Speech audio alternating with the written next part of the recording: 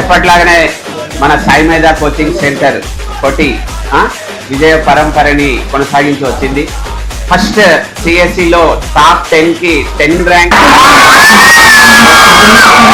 తర్వాత ఈసీలో టాప్ 10లో 7 ర్యాంక్స్, ట్రిపుల్లో టాప్ 10లో 8 ర్యాంక్స్, మెకానికల్లో టాప్ 10లో 7 ర్యాంక్స్, సివిల్ బ్రాంచ్ లో టాప్ 10లో 8 ర్యాంక్స్.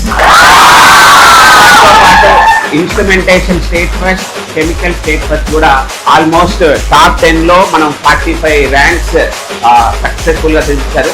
ఇంకా మిగతా రిజల్ట్స్ అన్ని 95% స్టూడెంట్స్ ఇంటిగ్రేటెడ్ ర్యాంక్ 1000 లోపు మన స్టూడెంట్సే ఉన్నారు.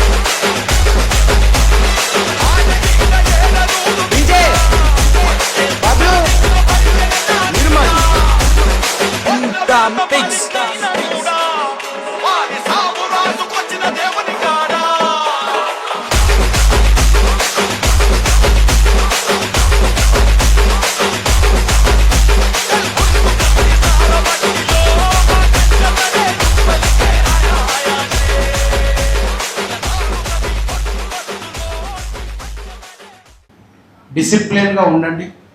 చెప్పిన కదా, బాగా ఉన్నవాడు సాధిస్తే అది గొప్ప విజయం కాదు. మామూలు మధ్యతరగతి కుటుంబం నుంచి వచ్చి విజయాలు సాధిస్తే అది గొప్ప విజయం అవుతుంది. ఇది 100% గ్యారంటీ. ఒక తెలుగు మీడియం విద్యార్థిని Kamala Nehru polytechnic TS ECET 2015 batch అమెరికాలో యుఎస్లో యాపిల్ కంపెనీలో పనిచేస్తాం. Apple company Telugu medium background.